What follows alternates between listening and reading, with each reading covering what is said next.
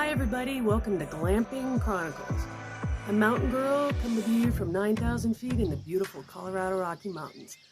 I've hosted glamping guests for about 6 years. I've met some amazing ones, some scary ones, and had some really fascinating experiences. From the couple who got high and loving and would not leave, to 2 separate times when I believe high-end call girls booked our cabins to entertain their guests. We've had it all, and I'll tell you all about it. Stay tuned.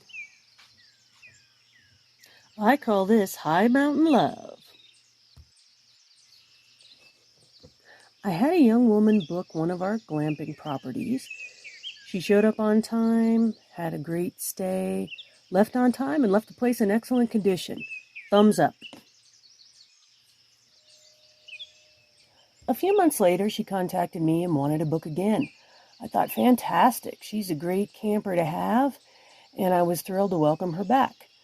She and her boyfriend showed up on time. I gave them the refresher on the orientation, reminded her of how everything works, and walked away smiling, thinking this is going to be an easy booking.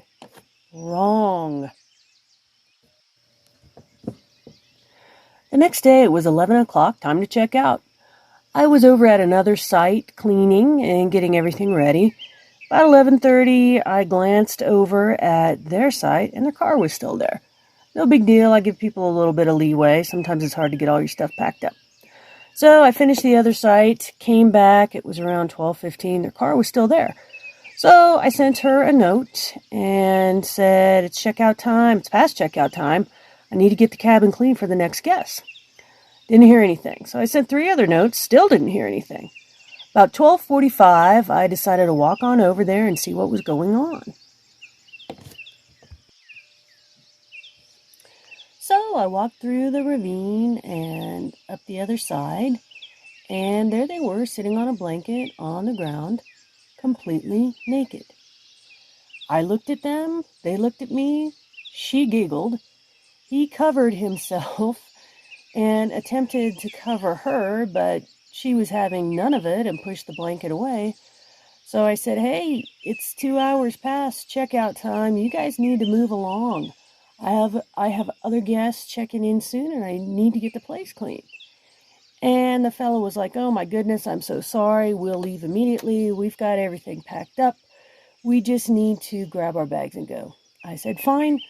I went to get my cleaning supplies and then headed back over. So I went home, packed up my supplies again, and headed back over. Their car was still there.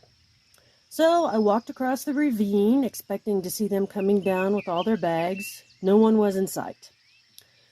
I opened up the cabin door, and there they were, naked, on the bed, asleep. I said, excuse me, you need to leave right now. They both jumped up. She giggled. He apologized profusely again. He said, we're out of here. He grabbed their bags. He grabbed her, collected everything, and started to head down toward their car.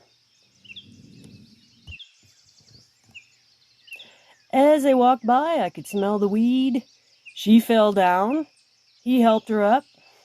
They got in their car, and they left.